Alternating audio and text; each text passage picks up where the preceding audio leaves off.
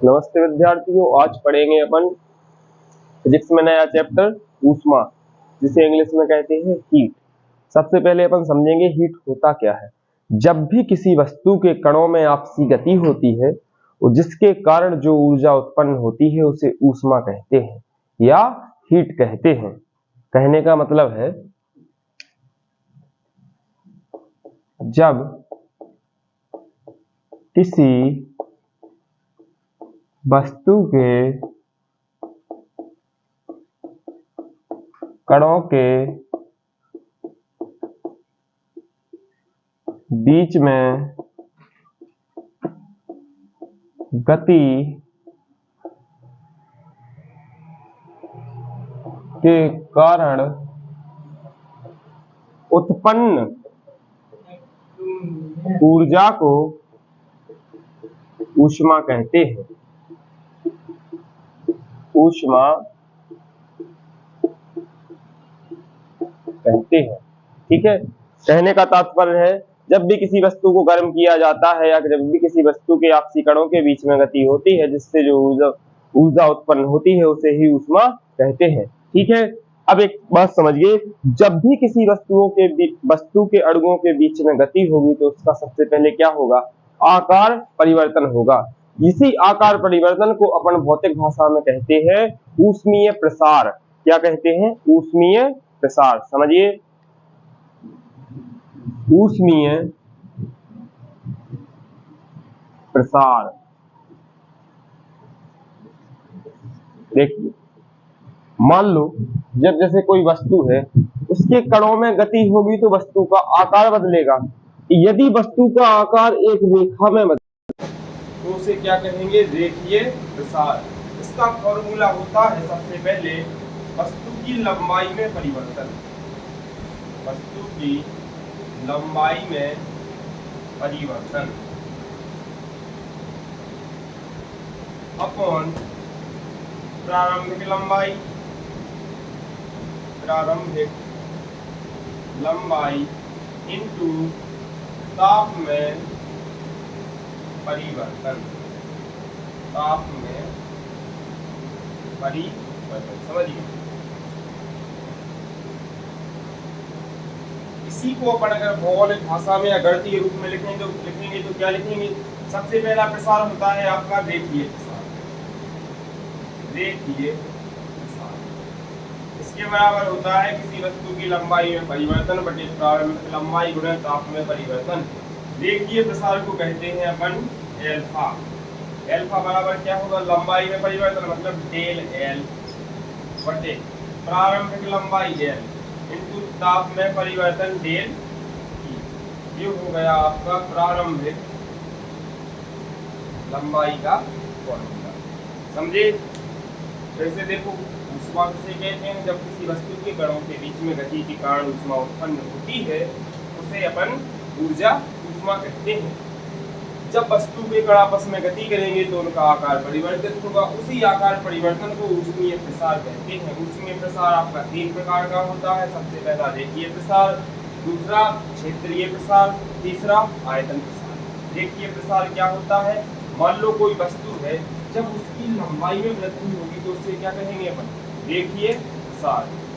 लंबाई में वृद्धि का मतलब होता है सबसे पहले, और निकालने का फॉर्मूला है सबसे पहले लंबाई में परिवर्तन, ठीक है। प्रारंभिक लंबाई और ताप में परिवर्तन। आप ऐसे समझिए, जैसे हम आपको एक क्वेश्चन देते हैं, किसी वस्तु की प्रारंभिक लंबाई, किसी वस्तु की प्रारंभिक लंबाई 30 मीटर है, 30 मीटर है। जब उसे 20 डिग्री सेल्सियस ताप पर गर्म किया जाता है तो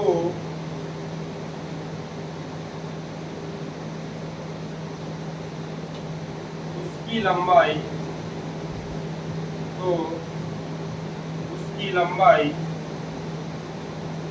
40 मीटर हो जाती है, इसकी लंबाई 40 मीटर हो जाती है।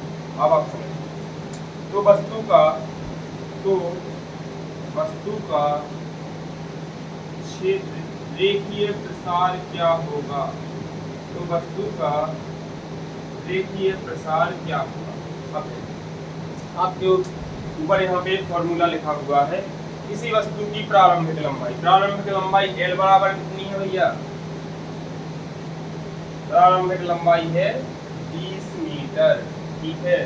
उसके बाद जब उसे 20 डिग्री सेल्सियस ताप पर गर्म किया जाता है, या कहा जाए कि वस्तु का प्रारंभिक ताप 20 है, जब यही ताप बढ़कर 40 डिग्री सेल्सियस हो जाता है तो उसकी लंबाई 40 मीटर हो जाती है। तो ताप में परिवर्तन डेट टी कितना हो गया? 20 से 40 मतलब 20 डिग्री सेल्सियस। और आपका प्रारंभिक लंबाई 20 है, अंतिम लंबाई 40 है, तो लंबाई में परिवर्तन कितना होगा? डेल एल बराबर 40 माइनस 20 यानी 20 मीटर। अब इसको सॉल्व करना है, फॉर्मूले में मान रखो अल्फा बराबर सबसे पहले परिवर्तित लंबाई 20 मीटर अपॉन प्रारंभिक लंबाई भी 20 मीटर इंटू तापमान 20 डिग्री सेल्सियस। 20 से 20 कट जाएगा, आपका रेखीय प्रसार कितना आ जाएगा? 1/20। ठीक है, इस क्वेश्चन में कुछ भी नहीं था।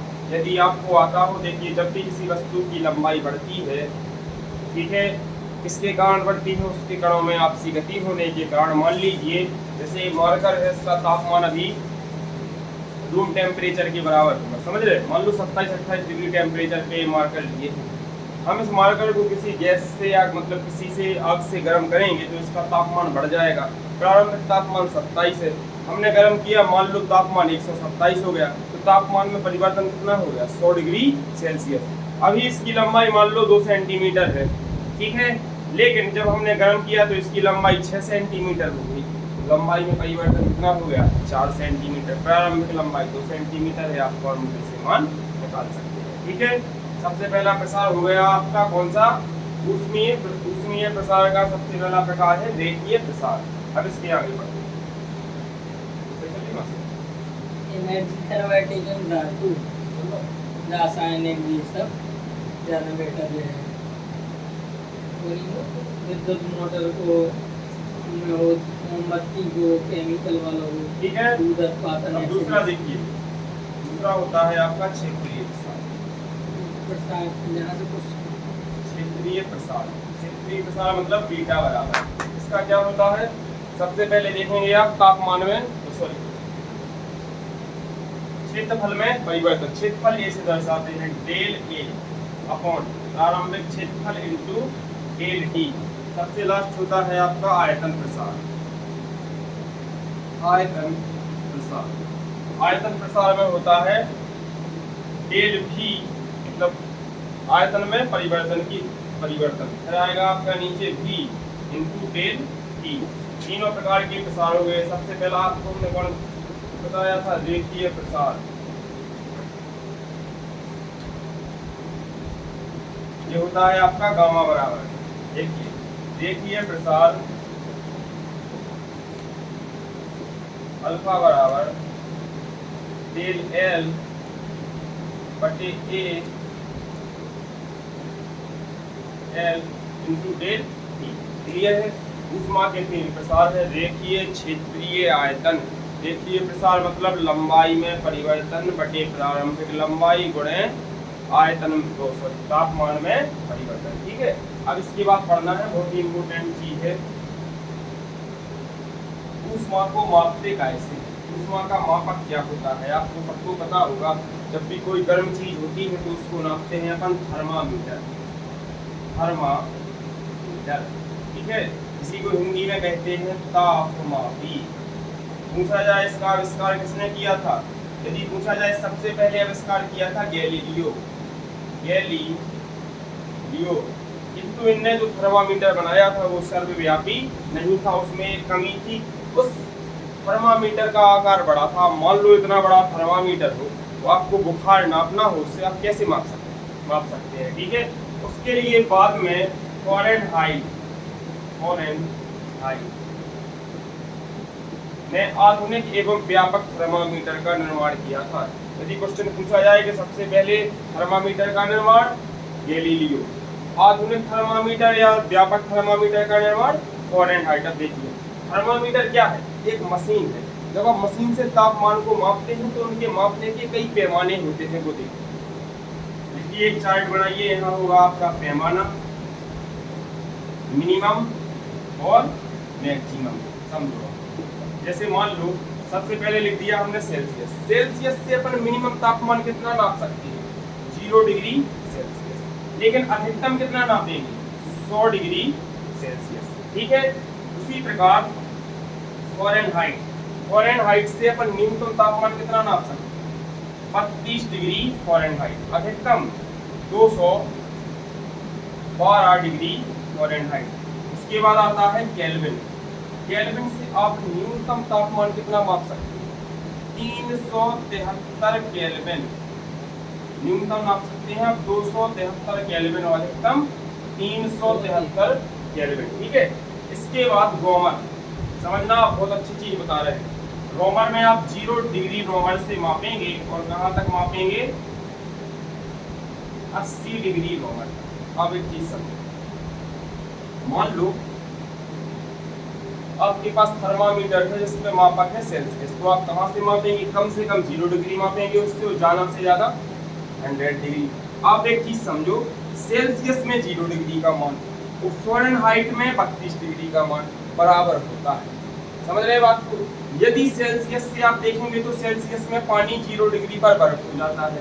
फ़ारेनहाइट में पूछा जाए कि पानी कितने डिग्री पर बर्फ बन जाता है, तो आपका आंसर होगा 32 डिग्री पर।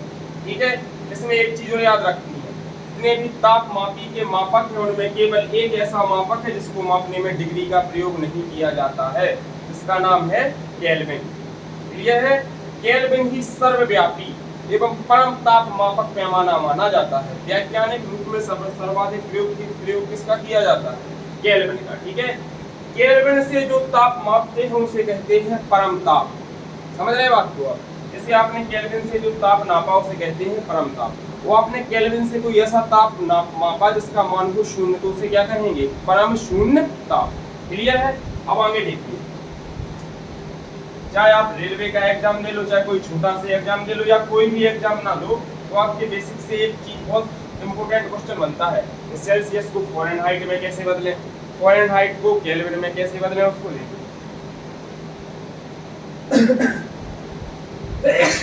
देखिए, इसका एक फॉर्मूला होता है। सबसे पहले मापक, यहाँ क्या लिखेंगे, मापक माइनस मिनिमम मापक अपॉन मैक्सिमम माइनस मिनिमम मापक। ठीक है, अब यहाँ मापक क्या है आपका, सेल्सियस। सेल्सियस से आप क्या माइनस करेंगे, मिनिमम कितना है 0 अपॉन मैक्सिमम कितना है 100 माइनस 0। क्लियर है। फिर आगे लिखेंगे अपन ऐसे ही, मापक की जगह क्या आ जाएगा, फ़ारेनहाइट। अब आप देखो, फ़ारेनहाइट में न्यूनतम कितना है 32, और नीचे क्या लिखना है, अधिकतम माइनस न्यूनतम। क्या लिख देंगे आप, 212 माइनस 32। क्लियर है। इसके जस्ट बाद आएगा आपका केल्विन। सबसे पहले मापक की जगह पे क्या लिखेंगे आप, केल्विन। केल्विन के बाद आपको क्या लिखना है, अधिक माइनस न्यूनतम। कितना आ जाएगा 273 अपॉन 373 माइनस 273। लास्ट आ जाएगा आपका रोमर। रोमर में क्या करते हैं, और माइनस न्यूनतम क्या है 0, अधिकतम क्या है 80 माइनस 0। अब देखो आप इसको सॉल्व करें, c माइनस 0 मतलब c upon 100 equal to f Fahrenheit minus 32, 212 में से 32 जाएगा, कितना बचेगा 180 डिग्री। फिर k माइनस 273, 373 में से 273 जाएगा, कितना बचेगा 100। यहाँ क्या आ जाएगा r/80। नीचे की संख्याएं सब में कॉमन है, 20 से काट दूंगा, कितना आ जाएगा c upon 5 f minus 32 upon 9 k minus 273 upon 5 equal to r upon. ठीक है, अब आप समझो, अगर कोई चीज आपको सेल्सियस में दी है, हमने कहा फ़ारेनहाइट में बदलो, आपका फॉर्मूला हो जाएगा। जैसे हमने कहा क्वेश्चन है आपका कि 10 डिग्री सेल्सियस को फ़ारेनहाइट में परिवर्तित करें। 10 डिग्री सेल्सियस को फ़ारेनहाइट में परिवर्तित करें। करना कुछ नहीं है, देखो सेल्सियस की जगह पे क्या लिखेंगे अपन 10, अपॉन में क्या है 5, फ़ारेनहाइट निकालना है, इक्वल में क्या आएगा आपका Fahrenheit equal to F minus 32/9। ठीक है, 5 से 10 दो बार 9 दूनी 18, F माइनस 32, माइनस का 32 से इस तरफ आएगा, प्लस का हो जाएगा। F बराबर कितना आ जाएगा आपका 50 फ़ारेनहाइट। समझ रहे हैं आप बात को? कभी भी मान लो कोई सेल्सियस में दिया हो, केल्विन में निकाल हो, सीधा सीधा लग जाएगा C/5 equal to K minus 273/5। 5 से 5 कट जाएगा, C बराबर K माइनस 273। ठीक है, यदि सेल्सियस में दिया है, रोमन में पूछा है आपसे, तो C/5 इक्वल टू R/5। ठीक है, जैसे एक क्वेश्चन और देखिए आप, हमने कहा पानी का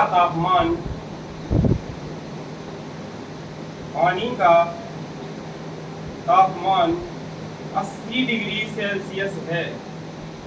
केल्विन में पानी का तापमान क्या होगा? केल्विन में पानी का तापमान क्या होगा?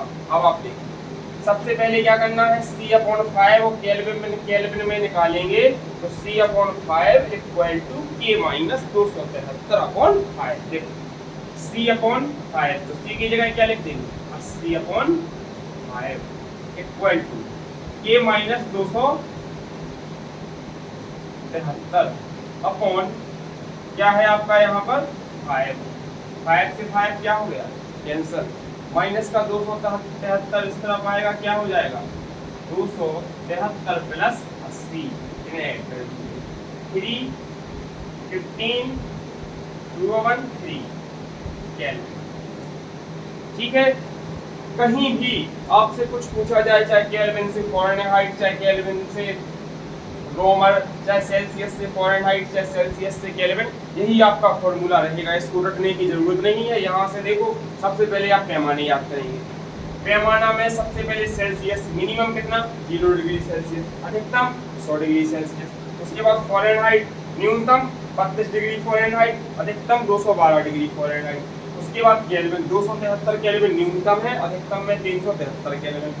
उसके बाद रोमन, 0 डिग्री रोमन से कहाँ तक करेंगे 80 डिग्री रोमन तक। देखिए फॉर्मूला क्या होता है, सबसे पहले लिखो मापक minus minimum upon maximum minus minimum. अब देखिए सेल्सियस है, सेल्सियस का मापक में क्या लिखेंगे C, तो माइनस क्या करना है मिनिमम, मिनिमम कितना होता है 0, अपॉन में क्या करेंगे मैक्सिमम माइनस मिनिमम, मैक्सिमम कितना है 100, मिनिमम कितना है। ऐसे ही आप करके पूरे फॉर्मूले बना लेंगे।